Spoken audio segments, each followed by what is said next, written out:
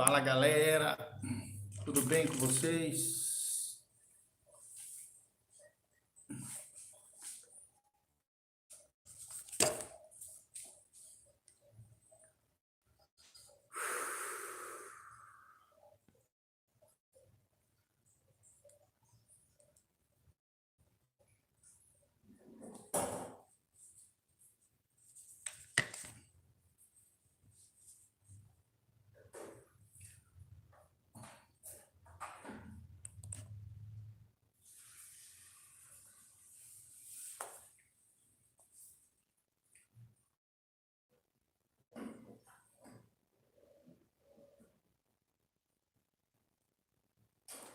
Fala, pessoal, tudo bem? Eu sou o pastor Giovanni, é uma alegria, um prazer estar aqui com vocês.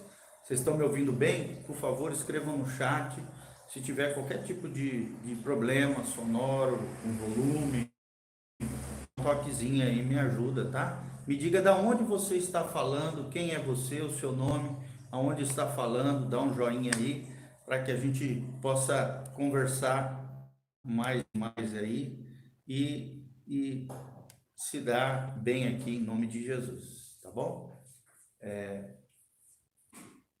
Tamo aí, o pessoal tá entrando aí, glória a Deus por isso. Vamos iniciar orando, né? Muito importante nós orarmos, enquanto a gente ora, o pessoal vai entrando aí. Então feche seus olhos comigo, vamos orar pedindo a graça do Senhor. Pai, nós estamos em tua presença gloriosa, Pai, queremos fazer essa live juntamente com o povo de Deus, com os filhos de Deus, com aqueles que se interessam, Pai, sobre essa temática tão importante que é a escatologia, a ciência, o estudo das últimas coisas, dos eventos que ainda hão de vir, dos eventos proféticos que estão diante dos nossos olhos, que ainda acontecerão. Pai, nós cremos no poder da tua palavra, nós cremos no poder do Senhor sobre nós cremos que o Senhor há de fazer coisas maravilhosas nas nossas vidas, nós cremos que estamos protegidos no Senhor, e é em Ti, Pai, que nós confiamos, pedindo a Tua graça, a Tua iluminação, que seja um tempo de comunhão, de crescimento espiritual, Deus, de avançarmos, Pai, naquilo que está no Teu coração, no Teu plano, no Teu projeto. Nós, ó Deus, enviamos um abraço a todos os nossos irmãos que estão conosco nessa live, que o Senhor seja engrandecido, glorificado, exaltado, através da vida do teu servo. Pai, usa minha vida debaixo da tua graça, da tua misericórdia, da tua unção, do teu poder. Pai, fala com o teu povo, é o que eu te peço de todo o coração. Pai, usa-me debaixo da unção do teu Espírito, Pai, para que possamos viver a vida que o Senhor tem planejado para nós. Você que está me ouvindo aí, manda um chat, o volume, né? O som está saindo legal aí. Manda uma frase aí dizendo que está ok ou não está ok o volume. Eu conto com a sua ajuda aí, meu irmão. Tá ok? Isso, escreva o seu nome também para mim mencionar aqui, para a gente colocar aqui o seu nome e que a paz do Senhor esteja sobre a sua vida e o seu coração. O som ok? Que bom, glória a Deus por isso. É que a gente vai fazendo essas coisas, vai aprendendo, né, a lidar da melhor maneira possível. Obrigado, tá? Que Deus abençoe vocês. Então, queridos, pega a palavra de Deus, a sua Bíblia Sagrada, nosso manual de regra, de fé e de conduta, o livro dos livros, o livro mais precioso que existe, que é a palavra de Deus. E abra comigo a sua Bíblia em 1 Tessalonicenses 5, de 1 a 3. 1 Tessalonicenses 5, de 1 a 3. Vamos estudar a palavra de Deus nesse lindo trecho que hoje a nossa temática hoje é sinais da volta de Jesus. Nós vamos ver que alguns sinais já estão acontecendo, dentre eles, né, essa pandemia, a bala de pestes, epidemias, doenças para todos os lados, mas vamos ver também outros sinais que aconteceram ao longo da história, que estão acontecendo diante dos nossos olhos, provavelmente, né, nós falando aqui de uma suposição teológica, escatológica, revelando a nós que nós precisamos nos preparar, precisamos realmente estar em dia com Deus, porque Jesus pode voltar a qualquer momento. Então essa é a nossa temática no dia de hoje, sinais da volta de Jesus. Estamos em 1 Tessalonicenses 5, de 1 a 3, tá? 1 Tessalonicenses 5, de 1 a 3. A Bíblia Sagrada diz: irmãos, relativamente aos tempos e às épocas, não há necessidade que eu vos escreva, o apóstolo Paulo, pois vós mesmos estáis inteirados com precisão de que o dia do vem como um ladrão de noite, quando andarem dizendo paz e segurança, eis que lhes sobrevirá repentina destruição, as dores de parto, a quem está para dar à luz, e de modo nenhum escaparão. Então, o que a Bíblia está dizendo? Que existem tempos, que existem épocas, e que nós, cristãos, não teríamos que ter necessidade que alguém nos escreva, que alguém nos alerte. Por quê? Nós temos que estar inteirado, diz Paulo aqui, com precisão, ou seja, com sabedoria, com diligência, com entendimento, que o dia do Senhor, aqui, a volta de ele vem como um ladrão da noite. Quando vem um ladrão na nossa casa, né, nos assaltar, ou no meio da rua, te pega no meio da rua, você sabe que horas que o ladrão vem? Você não sabe.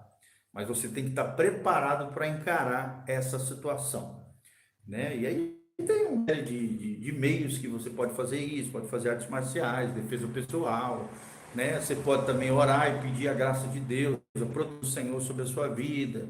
Tem gente que anda armado, né? Principalmente o pessoal da área da segurança, policiais, advogados, juízes. Mas a gente precisa estar preparado quando vem um ladrão. A mesma coisa, aqui não é que a Bíblia está dizendo que Jesus é um ladrão, não. Só está colocando uma tipologia, um simbolismo de que Jesus vem inesperada, né? Ou seja, quando você menos esperar, diz a Bíblia lá em Mateus 24, o dia do Senhor virá. E quando principalmente andarem dizendo, não, agora tem paz, agora está de segurança, agora eu estou de boa, está tudo bem, vai dar tudo certo, eis que lhe sobrevirá, diz a palavra de Deus, repentina destruição. Essa palavra destruição é uma referência ao quê?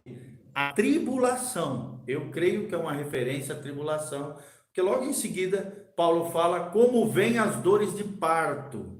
E é um período profético no início da tribulação chamado princípio de dores, que é também chamado de dores de parto.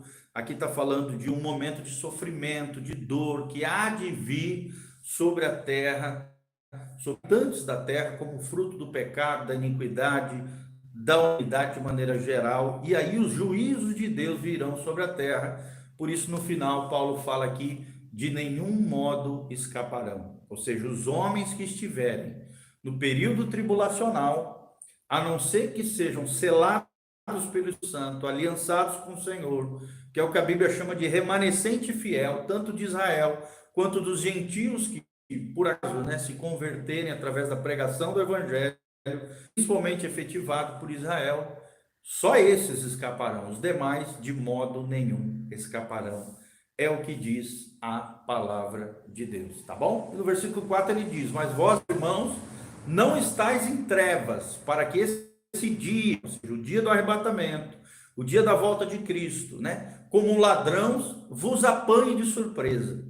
O crente não tem que ser pego de surpresa. O crente, o cristão, o verdadeiro filho de Deus, o discípulo de Jesus, não é pego de surpresa, porque ele anda em dia com Deus, ele obedece a palavra, ele se arrepende dos seus pecados, ele tem uma aliança com Deus, ele é fiel a Deus e Deus é fiel a ele, para lhe preservar em tribulações, as dificuldades, as lutas e os problemas. A Bíblia diz no versículo 5, porque vós todos sois filhos da luz e filhos do dia. E aí eu te pergunto aqui, você, meu irmão que está me ouvindo, você é filho da luz? Você é filho do dia?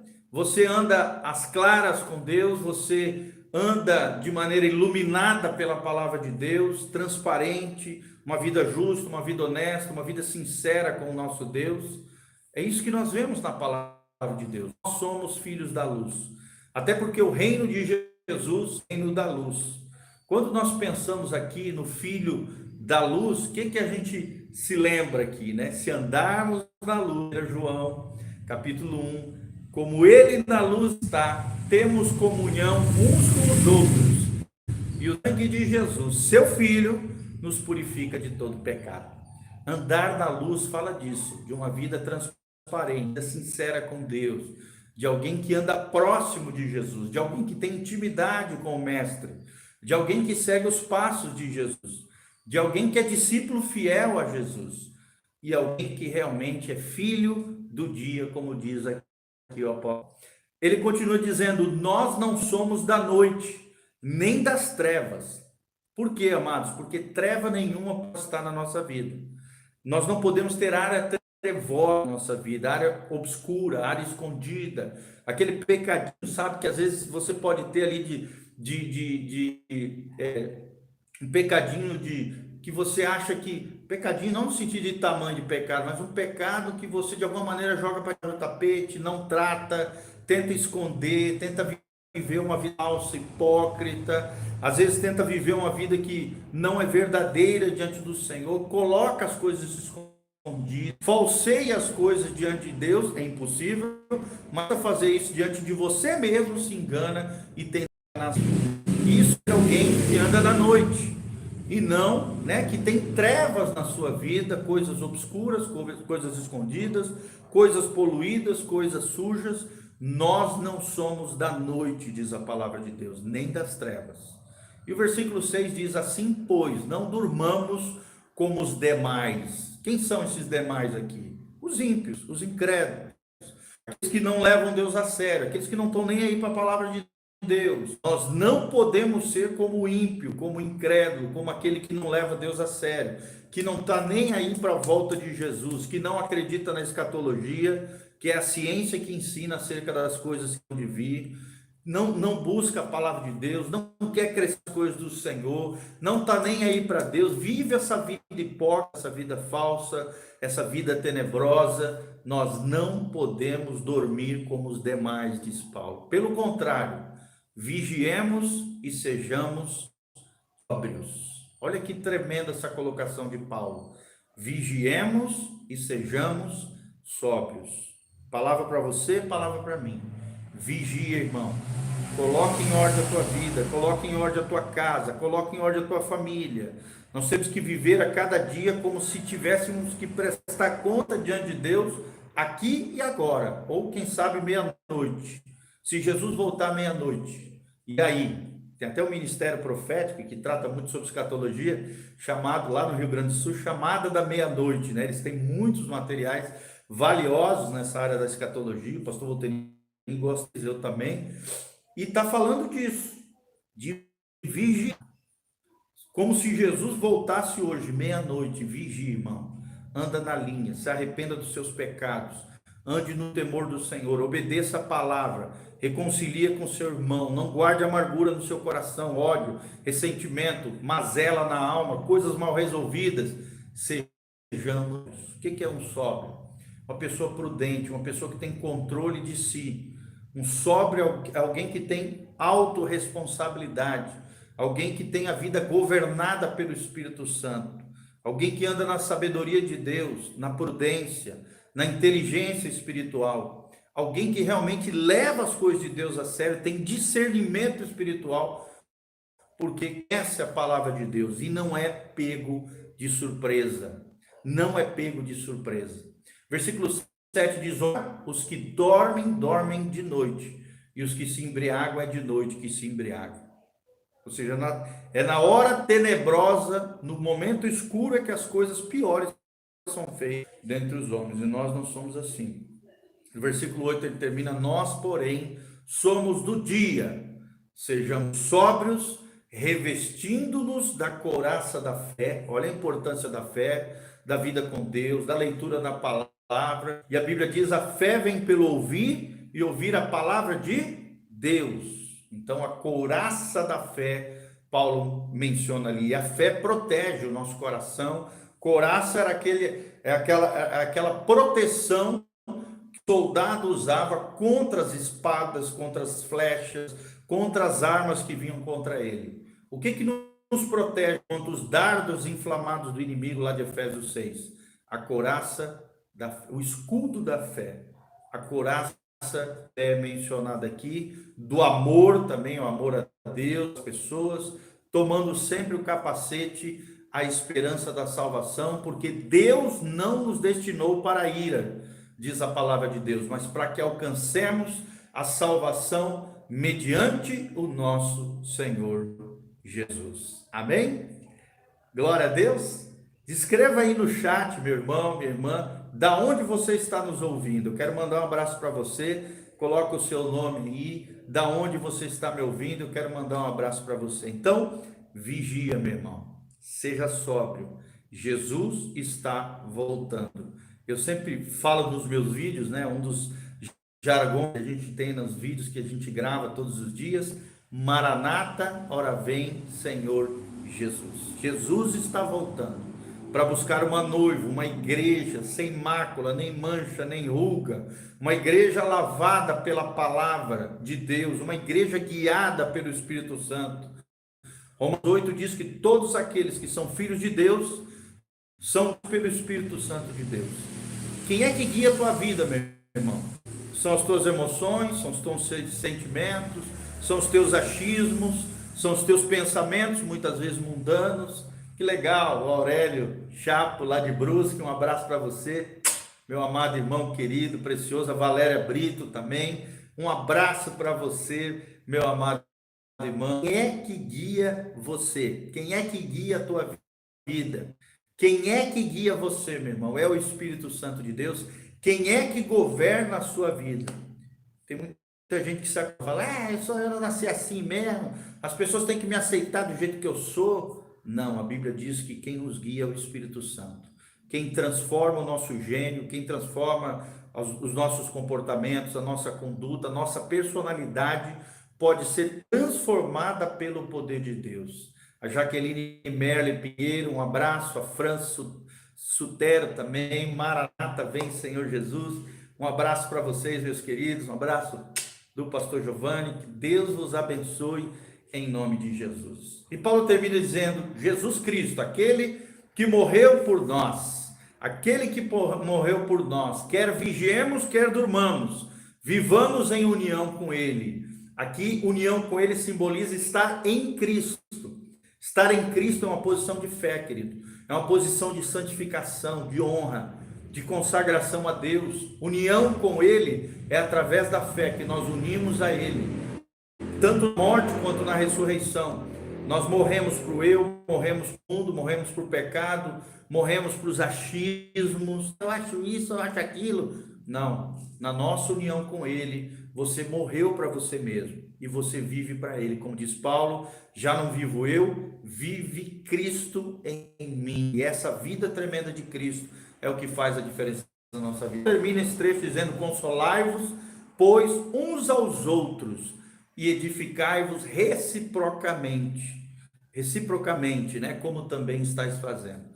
Ou seja, quando a gente estuda sobre arrebatamento, quando a gente estuda sobre a volta de Jesus, querido, nosso coração se consola, a esperança é renovada, nosso coração se alegra de saber que a nossa leve e momentânea tribulação desse mundo, nosso sofrimento, as dores, as mazelas, as dificuldades interpessoais, as lutas, às vezes financeiras, né? Aquela luta no trabalho, com o colega de trabalho, com o patrão, as dificuldades vão passar, irmão, e a glória nos espera. O lar celestial que Jesus está preparando para nós, ele nos aguarda. Isso nos consola. Consolai-vos, pois. Isso nos edifica, edifica a nossa fé no Senhor e uns aos outros. Quando falamos sobre isso, quando dialogamos sobre isso, coisas tremendas acontecem na nossa vida. Então vamos lá, quais sinais da volta de Jesus? Em primeiro lugar, nós vamos responder: quando Jesus voltará? Será possível conhecer a data desse evento? Será que eu sei o dia exato que Jesus voltará? Mateus 24, 36, 43 e 44, a palavra de Deus traz resposta a essa pergunta: quando Jesus voltará? E será possível conhecer a data O próprio Jesus responde para mim e para você. A Sagrada diz, Mateus 24:36, porém, aquele dia e hora ninguém sabe, nem os anjos do céu, nem o Filho, mas unicamente meu Pai. Considerai isto: se o pai de família soubesse a que vigília de noite havia de vir o ladrão, vigiaria. De novo aqui a palavra, irmão. Vigia, meu irmão. E não deixaria que fosse arrombada a sua casa. Quantas e quantas casas estão arrombadas hoje? Quantas e quantas casas estão destruídas, famílias destruídas pelo inimigo das nossas almas? Por isso nós temos que vigiar, por isso nós temos que cuidar dos nossos, cuidar da nossa família, ministrar na vida deles. E aí ele termina aqui, o evangelista Mateus, por isso estai vós percebidos, no versículo 44. Também o Filho do Homem há de vir na hora em que não penseis, aí o Filho do Homem vai vir. Olha que coisa tremenda, querido. Na hora que a gente não é agora, é daqui a 1000 anos, aí ele vai voltar. Então nós temos que vigiar. Então nós não podemos pegar desapercebidos, como diz lá em 1 Tessalonicenses 5.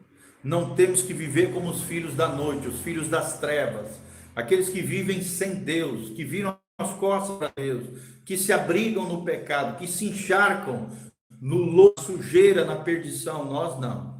Nós vamos nos santificar, nós vamos nos consagrar, nós vamos mergulhar na palavra todos os dias, nós vamos nos encharcar com a glória de Deus, nós vamos orar, vamos dobrar o joelho, nós vamos orar em pé, nós vamos orar deitado, nós vamos adorar a Deus, buscar o Senhor, porque Jesus está voltando. Presta atenção, estai vós apercebidos também, porque o Filho do Homem há de vir a hora em que não penseis. Então fique apercebido, vigia, meu irmão, é o que aprendemos. E a palavra de Deus nos revela que o fim está próximo. 1 Pedro 4,7, a Bíblia diz, e já está próximo o fim de todas as coisas. Portanto, de novo aqui, irmãos, 1 Pedro 4,7, sede sóbrios e vigiai em oração. Sobriedade de novo, alguém que se autorresponsabiliza. Alguém que é governado e guiado pelo Espírito Santo. Alguém que tem o governo e o controle das suas emoções. Alguém que não perde o controle por causa de vícios e de compulsões. Esse é alguém sóbrio, alguém que é inteligente, alguém que é prudente, alguém que é sábio, é uma pessoa sóbria. Alguém que não se deixa levar por qualquer tipo de desgoverno da alma, desgoverno do corpo. Alguém que vigia em oração. Olha que tremenda desse versículo, vigia em oração. E várias vezes Jesus também fala, vigiai e orai, para que não caiais em tentação. Então, irmão, além de esperarmos a Jesus, a vigília mediante oração também nos livra e nos dá fortaleza para vencermos as tentações. Então, amados, aguardando a vinda de Cristo, todos os crentes, todos nós estaremos mais vigilantes e nos manteremos pela graça de Deus, com a ajuda do Espírito Santo, longe do pecado e longe do engano. Nós não sabemos nem o dia nem a hora, mas temos que viver cada dia com uma teoria escatológica chamada teoria da iminente volta de Jesus. Ou seja, iminente significa que a qualquer momento trombeta pode soar. Os mortos em Cristo ressuscitarão, diz lá em 1 Tessalonicenses 4. Nós, os que estivermos vivos, seremos transformados, diz a palavra de Deus. E teremos novos corpos. O mortal se revestirá de imortalidade. O que é corruptível se revestirá de imortalidade. E essa teoria tremenda, nós vivemos baseados nela, a iminente volta de Jesus. A qualquer momento, Jesus pode voltar. Nós temos que viver nessa dimensão. O fim está próximo. É o que diz 1 Pedro 4,7, que nós lemos. Temos que nos manter longe do pecado e do engano. E com a glória de Deus, com a ajuda do Espírito Santo, temos que andar na linha, na unção, na graça e na consagração diante do nosso Deus. Então, qual é o nosso objetivo com essa palavra, com essa pregação que nós estamos trazendo para você, para a igreja do Senhor? Servir de alerta para toda a igreja, principalmente para os crentes desapercebidos da brevidade da vinda do Senhor. Jesus orientou-os, ou seja, os crentes, os discípulos, a terem cautela. E o significado de acautelar, né, vigiar, é pôr de sobreaviso, é prevenir, é precaver. É isso que significa cautelar. Acautelai-vos, diz o Senhor. Ou seja, precisamos conhecer os sinais da volta de Jesus, para que a gente fique com esse coração, ao mesmo tempo esperançoso, cheio de fé, cheio de esperança, de que um dia nós estaremos com Ele na glória, na graça de Deus, no céu, que Ele tem preparado para nós, mas também vigilantes aqui na terra.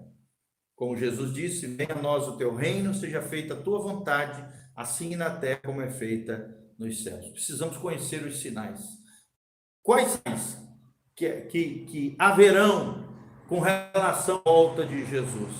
Isso nós vemos claramente em Mateus 24, de 3 a 14, fala claramente dos sinais da volta de Jesus. Mateus 24, de 3 a 14, nós vamos estar falando cada um deles. Mateus 24 é uma profecia de abrangência, tanto histórica quanto teológica, querido.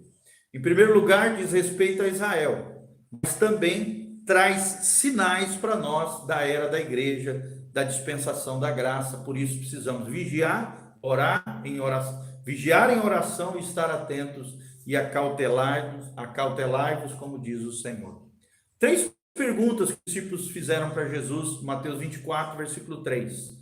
A Bíblia Sagrada diz: estando assentado no Monte das Oliveiras, chegaram-se a ele os seus discípulos em particular, dizendo para Jesus. E eles falaram para Jesus: dize-nos quando serão essas coisas, e que se verá da tua vinda e do fim do mundo. Olha que coisa tremenda aqui. É a pergunta que os discípulos fizeram. E Jesus traz logo uma predição que logo em seguida aconteceria. Jesus prediz a destruição de Jerusalém. E a destruição de Jerusalém aconteceu no ano 80 depois de Cristo. A história, né, humana nos ensina que general Tito, general romano, Tito invade Jerusalém com seus exércitos. Ele entra em Jerusalém, destrói inclusive o templo que foi restabelecido e restaurado por Herodes, e de fato não ficou, conforme diz as Escrituras, de maneira profética, saiu da boca de Jesus, de fato não ficou pedra sobre pedra, meus irmãos. A profecia teve o seu cumprimento literal. Por quê? Porque Jesus, como diz no Apocalipse, ele é o espírito da profecia. Tudo aquilo que Jesus fala vai acontecer. Se Mateus 24 fala desses sinais, meu irmão, você pode ter certeza, vai acontecer. Quer você acredite ou não, e é melhor que você acredite, vai acontecer. Primeira ênfase que nós vamos trazer aqui para vocês é que, sim, infelizmente, existem muitos falsos alarmes escatológicos.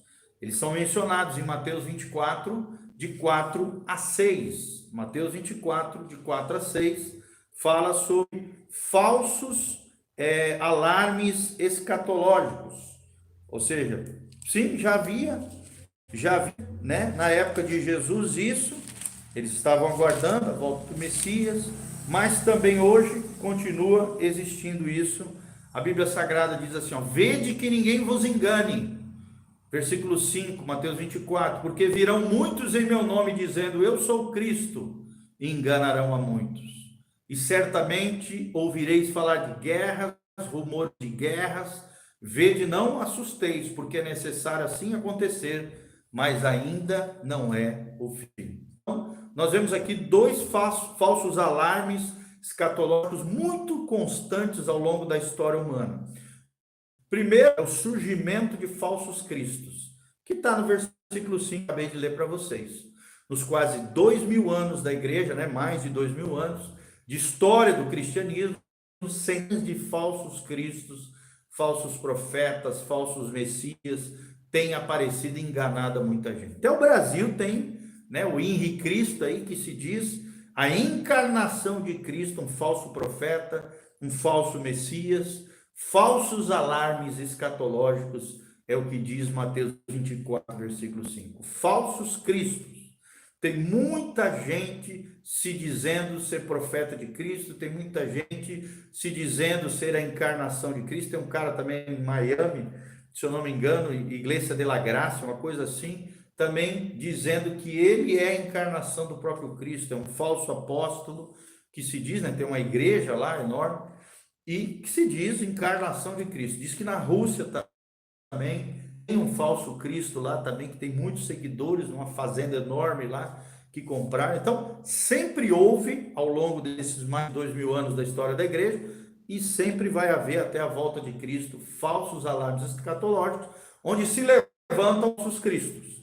Segundo lugar, versículo 6 de Mateus 24, a Bíblia diz que haverá guerras não determinantes. O que são as guerras não determinantes, irmãos? São as guerras pequenas e grandes que têm marcado com sangue o nosso planeta, o globo terrestre, que não podem ser determinadas como sinais ainda evidentes da volta do Senhor Jesus. Por exemplo, na época de Napoleão, né, praticamente quase conquistou toda ali a Europa, continente europeu, só não conquistou ali a Inglaterra, mas foi com todas as nações ao redor da França, no Império Napoleônico, inclusive a Espanha, Portugal, né? Nós vemos que Napoleão conquistou várias ilhas, vários territórios, expandiu ali o Império Francês de uma maneira tremenda. Naquela época já achavam que ali era um sinal e que Napoleão era o anticristo.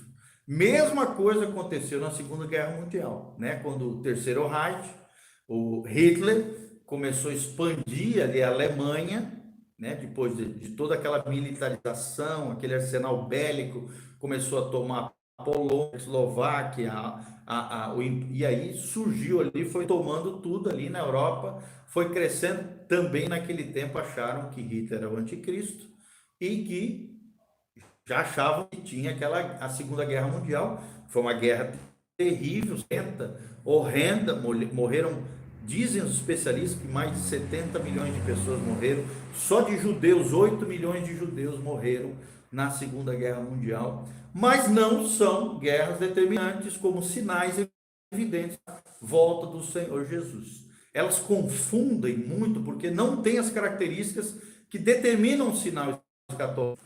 Por isso, Jesus diz aqui em Mateus 24, e certamente ouvireis falar de guerras, rumores de guerras, vede, não assusteis, porque é necessário assim acontecer, mas ainda não é o fim.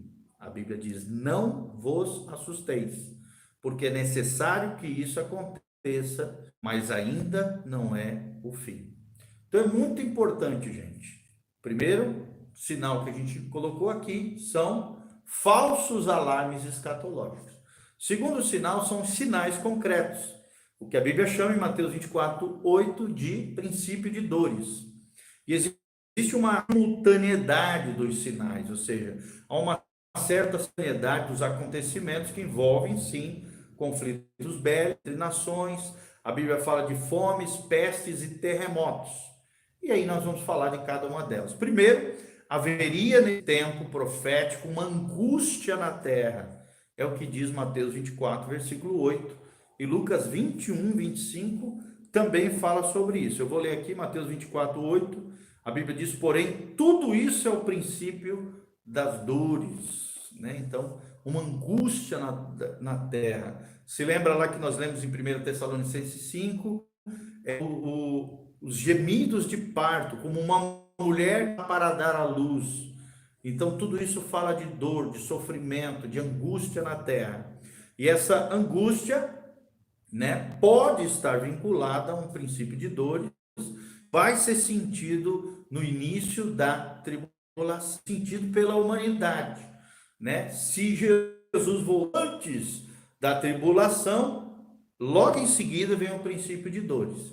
Se nós passarmos pelo início os 3 anos e meio iniciais, nós passaremos pelos princípios de dores. A igreja de Cristo vai ser purificada nesse período. É o que acreditam aqueles que têm um posicionamento mesotribulacional. Jesus voltando antes da tribulação é o posicionamento pré-tribulacionista, Sim, é o que alguns acreditam também nesse sentido, tá? E existe no mundo hoje, quando nós falamos sobre angústia, uma perplexidade das criaturas diante dos sinais que se evidenciam na terra, conforme nós lemos na palavra de Deus. Lá em Lucas 21, 25 e 26, fala sobre isso. Existe também no globo terrestre uma espécie de neurose coletiva mundial que provoca uma espécie de desespero entre os homens. Talvez você não saiba, querido, mas o que mais mata no mundo hoje, sabe o que que é? Suicídio. A estimativa é que morrem 60 mil pessoas de suicídio. Então nós vemos aqui angústia na terra. E às vezes a gente pensa que o suicídio está ligado à pobreza, né? À vida desgraçada. Não. Os países mais ricos, como por exemplo o Japão, são os países, as nações do mundo que mais sofrem com essa problemática do suicídio.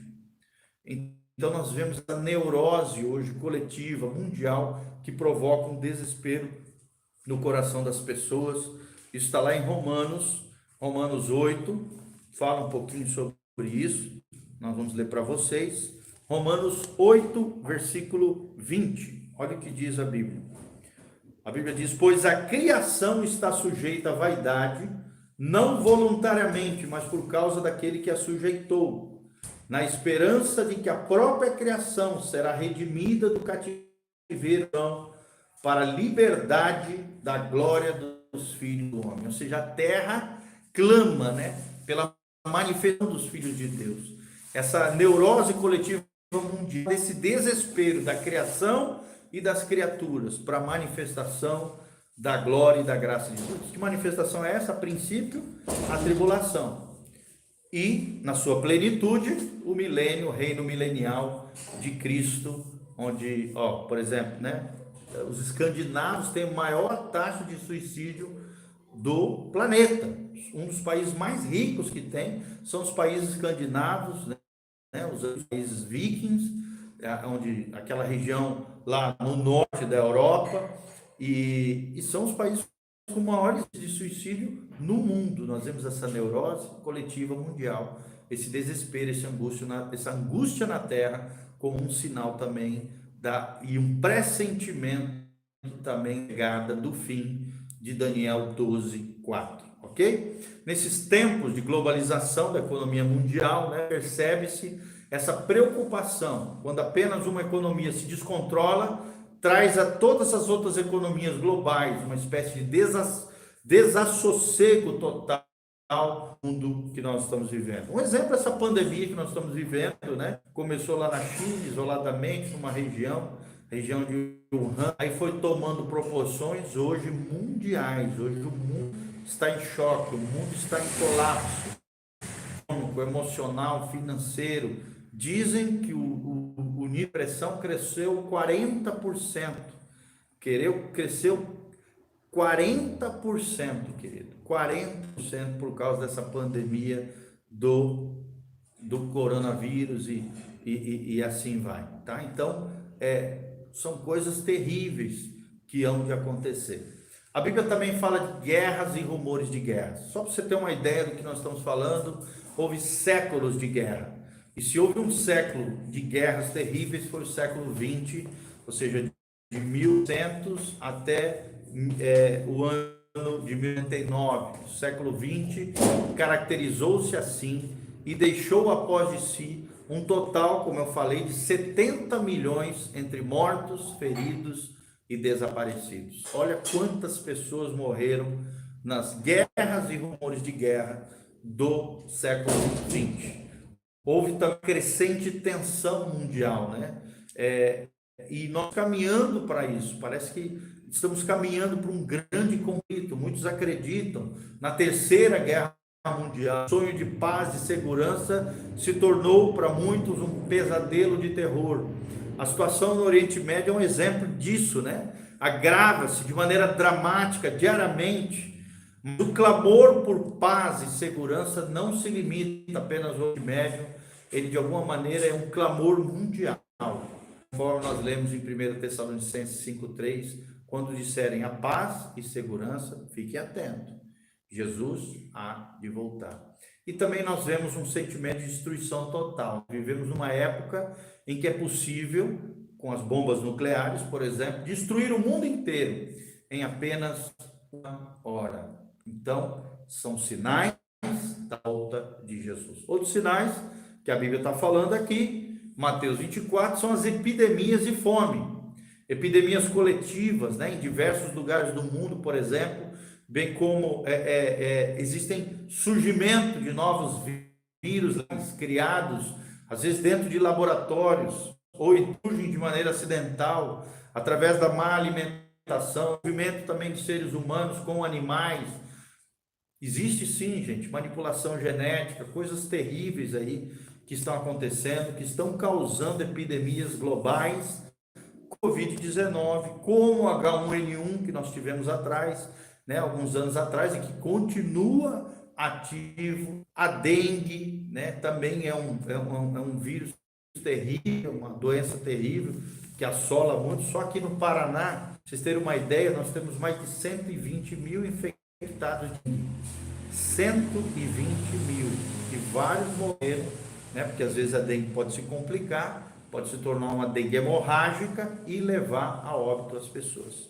Nós vemos também a desolação na África. Quando nós falamos de epidemias, quando falamos de fome, nós vemos a desolação, a pobreza extrema, principalmente na África e alguns países da Ásia, né, onde os seus habitantes morrem por falta de alimento. Talvez você não saiba, querido, mas segundo a Visão Mundial, que é uma organização que trabalha em todo o globo terrestre de forma missionária com ajuda humanitária, e também a própria ONU, né, a Organização Mundial da Saúde, eles alertam que de 8.500 a 10 mil pessoas realmente morrem por desnutrição, por falta de alimentos.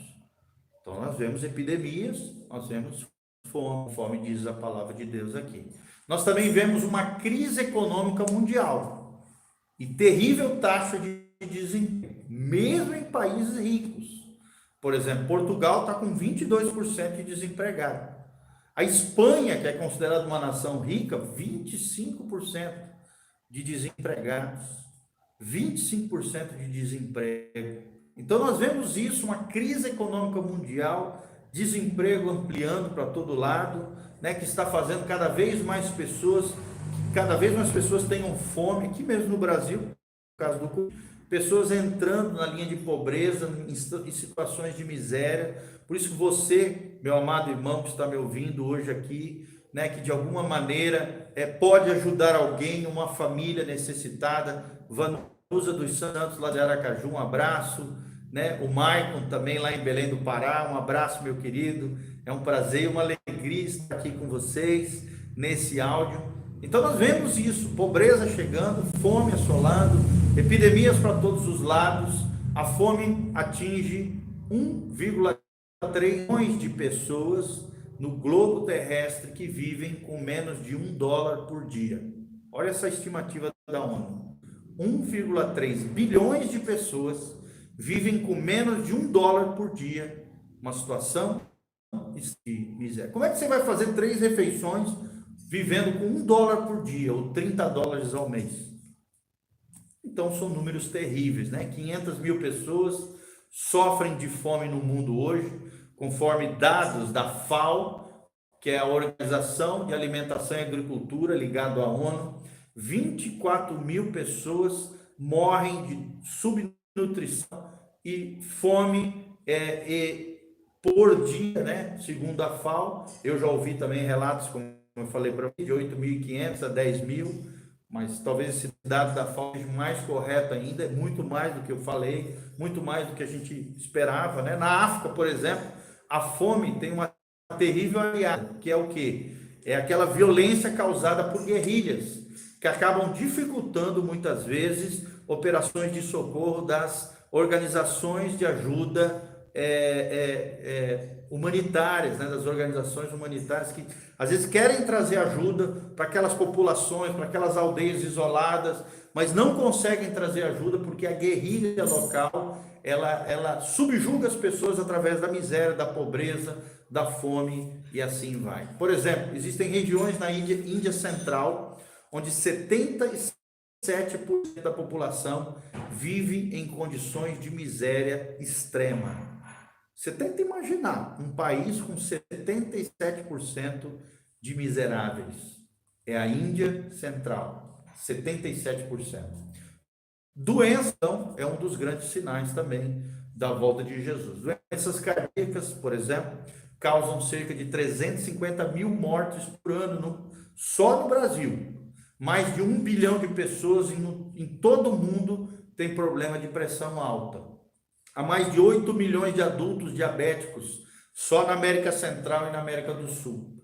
Acidente vascular, o famoso AVC, mata cerca de 6 milhões de pessoas no mundo.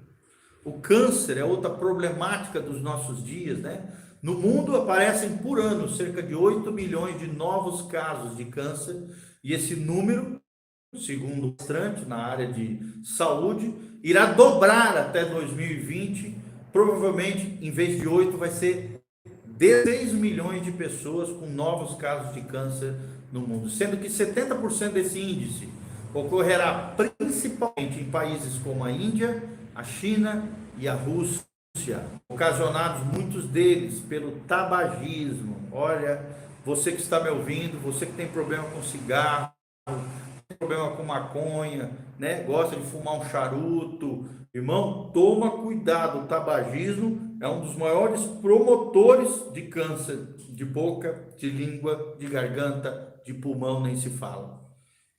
Então, tome cuidado. A Bíblia diz que o nosso corpo é templo do Espírito Santo. A palavra de Deus lhe diz lá em 1 Coríntios: acaso não sabeis vós que o vosso corpo é santuário do Deus vivo e que o Espírito Santo de Deus habita em vós? Quem destruir o santuário de Deus, Deus será o vingador, é o que diz a palavra de Deus. E se eu fosse tu, eu abandonava todo e qualquer vício, compulsão, cigarro, bebedice, drogação, tudo isso que destrói o corpo, destrói o santuário de Deus, meu irmão. Você pode ter certeza, você vai ter Deus dando o mau uso do seu corpo à autodestruição. Toda compulsão ligado, né, ao corpo nada mais é do que um suicídio a longo prazo. Você está se matando aos poucos. Então, toma cuidado com isso, não faça isso, toma cuidado, tá bom, meu irmão? Abandone esse tipo de prática em nome de Jesus. Outra coisa muito importante, né? A malária chega a matar 1.400 crianças por dia em todo o mundo. 1.400 crianças por dia se tornam crianças mortas por causa da malária. Os números da morte, né, são terríveis. Talvez você não saiba, só no Brasil, 2019, 2019, o que aconteceu? 2018, desculpa, 62 mil pessoas morreram de assassinato e morte violenta no Brasil. Olha só os números da morte, tudo isso sinais, né, daquilo que fala Mateus 24, que o amor de muitos esfriaria e que a iniquidade se mudaria. Acidentes de trânsito são a causa de 40 por ano no Brasil. Cerca de 1 milhão de pessoas morreram na guerra do Iraque. É outro exemplo também de uma guerra que trouxe tantas e tantas mortes, né, conforme nós vemos na palavra de Deus. E tem outras catástrofes terríveis, né, frequentes, intensas, catástrofes naturais, né, como por exemplo os incêndios que acontecem constantemente lá na Califórnia. São catástrofes naturais assustadoras, com frequências assustadoras, cada vez mais dramáticas, que sucedem com intervalos cada vez menores, ou seja, intensificado cada vez mais. É o que diz Lucas 21, 25, essas catástrofes mais frequentes e catástrofes mais intensas. Só para te ter uma ideia, né? Terremotos. No século XIX, houve 41 grandes terremotos, 350 mil vítimas. No século XX, houve 96 grandes terremotos, mais do que o dobro, e 2 milhões de vítimas. No século 21, 300 mil vítimas já, 25% já das vítimas do século 20. Cada vez tem se intensificado mais, terremotos ao redor do mundo, cada vez acontece mais, e são também sinais da volta de Jesus. Fora isso também, o aquecimento, gente, o aquecimento global é terrível. Claro que não é por ação do diabo, é ação humana, é a má gestão da natureza, da criação que Deus nos confiou. O aquecimento global vai a muita fome, muita morte, muita destruição, muito incêndio, muita seca, é o que nós vemos. A Europa, por exemplo, tem sido castigada por ondas de calor de até 40 graus centígrados. Tenta imaginar. Tem lugares que chega até 45 graus. Ciclones têm atingido o Brasil, principalmente a costa sul, né, e o sudeste do Brasil. Já estão chegando ciclones terríveis. O número de desertos espalhados pelo mundo tem aumentado cada dia mais. Fortes furacões têm causado morte e destruição em várias regiões do planeta. O Aurélio está trazendo aí, a fome na China em 1951 a 1954 causou mais de 50 milhões de mortos. Olha que coisa terrível, gente. Na implantação ali do governo comunista de Mao Tse-tung, trouxe a morte de mais de 50 milhões de pessoas em 4 anos de governo. Nós vemos também as calotas polares que estão se derretendo, fator que pode ocasionar, então, o avanço dos oceanos sobre as cidades litorâneas, né? Rio de Janeiro, Vila Velha, todas essas praias, Fortaleza. O derretimento por causa do aquecimento global, do El Niño também, eles estão ocasionando o quê? O avanço do mar, o avanço dos oceanos sobre as cidades litorâneas. E outro sinal também da volta de Jesus é o aumento da ciência, que tem acontecido como nunca, invenções humanas, a humanidade, claro que algumas são boas, são maravilhosas, dentre elas aí, ó, a internet, o fone Bluetooth, né, os tablets que a gente está usando, celular, nem tudo é do mal, é do diabo, é do capeta, é do demônio, não é isso que nós estamos falando. Mas sim, existem invenções humanas catastróficas, destruidoras, por exemplo, a bomba atômica, as armas de destruição em massa, as armas, aquelas químicas, né, que jogam sobre as populações menos afortunadas, nessas nações terríveis, por ditadores, por tiranos, por homens maus, são invenções humanas que trazem sim progresso, as invenções, a medicina, o transporte, a comunicação, em quase todas as áreas do conhecimento, e muito mais nos últimos 100 anos do que todos os séculos juntos até então. Tudo está nas profecias, gente. Tudo isso está na palavra de Deus, por mais que você creia ou não, tomara que creia. Daniel 12:4, a Bíblia Sagrada diz: tu, porém, Daniel, cerra essas palavras, sela o livro, até o fim do tempo, muitos correrão de uma parte para outra, e a ciência se multiplicará como nunca antes na história humana. E terceiro sinal que nós vamos trazer aqui, em outro momento nós vamos continuar essa palavra que nós estamos dando, são sinais atuais que nós vemos de Mateus 24, de 8 a 13. Nós vemos o que? O movimento de globalização. O que é isso? Tem surgido os mega blocos econômicos, o Mercosul, o NAFTA, os tigres asiáticos, a Comunidade Europeia, que é o principal grupo econômico mundial. Nós vemos, né, vários países se juntando, se unificando. E hoje o mundo todo, a economia toda do mundo hoje está globalizada, está interligada. Pela TV, pela internet, pelas tecnologias, nós vemos o mundo interligado. Olha aí você me ouvindo, a irmã lá de Sergipe, o irmão lá de Pará, me ouvindo aqui. Globalização é um dos sinais atuais do final dos tempos. O outro é o ecumenismo, que é a fusão religiosa, tentativa humana de unificação das religiões. E nós sabemos que o movimento ecumênico tem um objetivo profético, bíblico, segundo a palavra de Deus. O movimento ecumênico nada mais é do que o levantamento de uma religião mundial que há de levantar o anticristo. vai apoiar o levantamento do anticristo, vai dar a ele toda a adoração, a glória, a honra, e depois vai levar um pé na bunda do anticristo. Sim, é o que diz a palavra de Deus, é o movimento de ecumenismo ou o movimento ecumênico. É claro que quando a gente fala sobre isso, a gente não está dizendo que a gente tem que desvalorizar, desonrar, né, maltratar as pessoas de outras religiões. Pelo contrário, o respeito, a honra, a dignidade faz parte do cristianismo. Nós temos que respeitar posicionamentos religiosos diferentes, podemos pensar diferente, temos que pensar segundo a palavra de Deus, mas também temos que respeitar as diferentes opiniões, as diferentes perspectivas, respeitar as religiões alheias. É uma coisa até de legal, né? O direito religioso, o direito da manifestação religiosa, e nós não podemos impor a nossa religiosidade, a nossa espiritualidade goela abaixo sobre as pessoas. O cristianismo não é assim. O cristianismo não funciona por coação. O cristianismo funciona por influência, por convencimento, e por principalmente convencimento não humano, mas do Espírito Santo, porque é ele quem convence o pecado, da justiça e do juízo. Outro sinal, além da realização, além do ecumenismo, é a iniquidade. Como eu falei, o amor de muitos esfriaria e a iniquidade se multiplicaria. Gente, isso é o que a gente mais tem visto. Se tem um sinal da volta de Jesus, da nossa geração, é essa geração perversa, essa geração iníqua.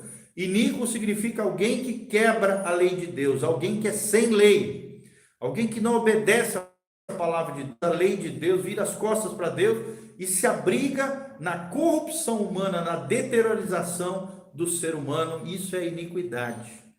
Isso é terrível. Um abraço para a Raíssa Souza, a Vanusa dos Santos, o Aurélio Chaves, todos os nossos queridos irmãos, o Michael, todos vocês, um grande abraço. Outro sinal dos dias atuais é a depreciação da Bíblia. Irmãos, hoje está difícil achar o povo da Bíblia.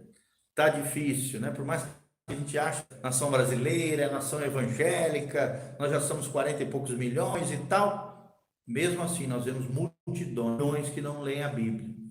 Pessoas que depreciam a Bíblia com a sua vida. Às vezes até dizem que conhecem a Deus, mas não levam Deus a sério. Depreciam a palavra de Deus. Um dos sinais mais proeminentes nos nossos dias é a depreciação da Bíblia. As universidades estão cheias disso. Os cursos, os professores cada vez mais alienados, né? Mais céticos, mais agnósticos, mais contrários à palavra de Deus, pegando essas mentezinhas que estão chegando na faculdade, às vezes sem uma teologia fundamentada, sólida, consolidada pelos seus pais, através do culto doméstico, o apoio da igreja, chegam na faculdade, pegam aqueles professores que são bons de lábias, bons de argumento, que depreciam a palavra de Deus e de alguma maneira tentam destruir, arrebentar com a fé dos nossos jovens, dos nossos adolescentes. Não que eu seja contra ir à universidade, tá, gente? Eu sou pró-estudo, pró-universidade. Você tem, nós cristãos, temos que marcar presença nesses lugares. É um lugar onde a maior necessidade de evangélicos firmes, fortes, coerentes, teologicamente sadios, com doutrinas fortes, com convicções plenas. É ali que nós vamos ganhar muita gente para Jesus. E temos que nos posicionar nos colégios, nas escolas, no trabalho. Não vamos aceitar a depreciação da palavra de Deus e muito menos podemos viver uma vida que deprecie a palavra de Deus. E por último, a hipocrisia. Hoje, o que tem de crente falso, crente hipócrita, crente com vida dupla, crente que na igreja é uma coisa, lá fora é totalmente diferente. Em casa é uma tragédia e na igreja é o santarrão. Irmão, isso é hipocrisia. Hipocrisia é ser ator, é ter uma vida camuflada, uma vida mascarada, uma vida falsa. É a marca da nossa geração, uma geração de aparência, uma geração hipócrita, uma geração que em cada ambiente muda a sua personalidade, a sua conduta, o seu comportamento para agradar o outro, para agradar a pessoa. pessoas e que acaba desagradando a Deus. Isso é hipocrisia. Jesus combateu os hipócritas, os fariseus, escribas, saduceus, herodianos, os religiosos e políticos da sua época. Nós cristãos temos que combater também a hipocrisia dos nossos dias, nossos tempos. E por último, a maior dentre as marcas da nossa geração, a rebelião, a desobediência a Deus. Confronto direto contra o Senhor, contra a palavra de Deus, a vida independente de Deus, a autonomia humana desligada da vida de Deus. É claro que nós temos certa autonomia, responsabilidades pessoais, não estou falando contra isso. Estou falando da vida independente, da vida contrária aos princípios de Deus, da vida em desacordo e desalinhamento com a palavra de Deus, da vida em desobediência aos princípios implícitos na Bíblia Sagrada, em confronto com a submissão a Deus. Meu irmão, se você não é submisso a Cristo, você é rebelde. E Deus não vai levar no arrebatamento crentes rebeldes, filhos rebeldes, esposas rebeldes, maridos rebeldes, crentes rebeldes não vão para o céu. Deus não vai levar um segundo Lúcifer para se rebelar lá no céu, não. O céu não vai ter um Lúcifer, como já falava o meu querido pastor Volteni. Rebelião não vai ter mais no céu. Então, se você quer ir para o céu, meu irmão, se você está guardando a vida de Jesus, põe em ordem a tua casa, te santifica, te consagre, se a paz de Deus venha sobre a sua vida. Sujeitai-vos, pois, a Deus, resisti ao diabo, e ele fugirá de vós. Nós devemos nos humilhar debaixo da poderosa mão de Deus, como diz 1 Pedro 5, e ele ao seu tempo vos exaltará. Jesus está voltando. Obedeça a Deus, obedeça a palavra, te santifique. Maranata, vem, Senhor Jesus. Num outro momento, nós vamos estar avisando através das redes sociais. Siga-nos através do nosso Instagram, @PRGIOPRGil. Também nós temos o nosso YouTube, youtube.com/PRGiovanni. Nós estaremos ali também relatando para você o momento desse estudo sobre sinais da volta de Jesus. Espero de alguma maneira ter contribuído para o seu crescimento pessoal, o seu desenvolvimento como pessoa, como filho de Deus, como pessoa que realmente quer levar Deus a sério, que leva a palavra de Deus a sério. Resumindo tudo que nós falamos, vigia, meu irmão, seja sóbrio, seja prudente. Jesus está voltando, a teoria iminente de Cristo, que é o que nós cremos, a qualquer momento Jesus voltará. Não seja pego despercebido, esteja preparado, o dia do Senhor virá como um da noite, por isso se prepare para encontrares com o teu Deus.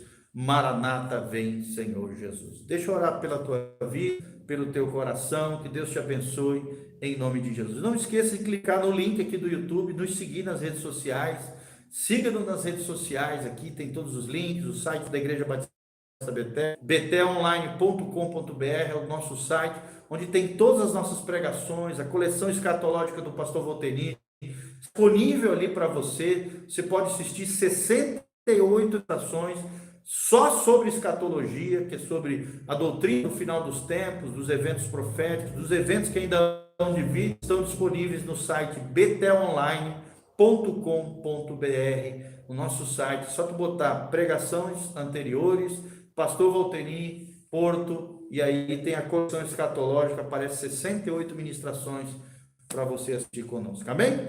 Feche os seus olhos, coloca a mão no seu coração, vamos orar diante do Senhor. Pai, nós estamos aqui juntamente com os nossos irmãos, agradecemos a Deus por cada um deles que estiveram conosco nessa mais de uma hora, Pai, de pregação do teu evangelho, a palavra, Mateus 24, 1 Tessalonicenses 5, que nos alerta acerca dos sinais da volta de Jesus. Pai, nós cremos que Jesus está voltando a qualquer hora, a qualquer momento, temos que estar prontos, sermos vigilantes, sóbrios, prudentes, sábios, inteligentes, Pai, para não sermos desapercebidos. Alinha o nosso coração com o céu, Pai, protege-nos em meio a essa pandemia, das doenças, das pestes, epidemias, que o nosso coração não se atemorize, pelo contrário, nosso coração esteja cheio da esperança, do gozo, da alegria do Senhor, Que o Senhor seja o nosso pastor e nada nos falte, Pai. Que o Senhor seja o nosso provedor. Que o Senhor opere milagres financeiros, milagres na família, milagre de visão, de proteção, de cura. Ó Deus, na vida dos nossos irmãos, nós abençoamos a vida de cada um. Te pedimos essa graça, a tua unção e o teu poder sobre a vida de cada irmão. Haja glória e a graça do Senhor. Eu os abençoo do alto da cabeça à planta dos pés. Que o Senhor te abençoe desde Sião. Que o Senhor faça resplandecer o seu rosto sobre ti, te encha de paz. Que a luz do rosto do Senhor brilhe sobre a tua casa, sobre a tua família, filhos, sobre o trabalho das suas mãos. Que você vença os gigantes, que você triunfe, tenha sucesso, prosperidade, bênção,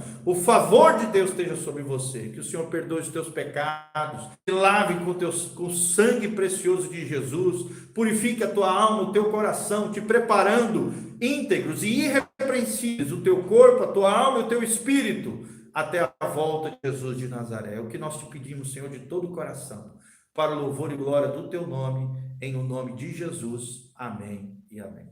Coloca aí o seu nome, quem você é e de que cidade você está nos ouvindo, que eu quero mandar um beijo e um abraço para você. Escreva aí no chat seu nome, a cidade e o estado que você está falando. Eu estou te aguardando aqui. Vai lá, gente. Coloca aí o nome e a cidade que você está falando para dar um joinha para você. O Aurélio Chapo, né, lá de Brusque, a Raíssa Souza, a paz do Senhor abençoe, a Vanusa dos Santos, a Valéria também, que Deus abençoe, em nome de Jesus. Qual cidade você está falando? De qual cidade você está falando? Eu quero saber. Nós temos algumas pessoas online aqui conosco. Nós queremos mandar um abraço para você, para a sua cidade. Alguns irmãos, né, do Sergipe, lá, a Valéria. Deus abençoe. O Michael, lá de Belém do Pará. Os nossos amados irmãos, sejam muito agraciados, abençoados, em nome de Jesus. Amém e amém. Um abraço, gente. Fiquem na paz. Ó, Vanusa dos Santos, lá de Aracaju, Sergipe. Um abraço. É a Raíssa Souza e a Vanusa e a Valéria também. Um abraço. Louvado seja o nome do Senhor. Amém e amém.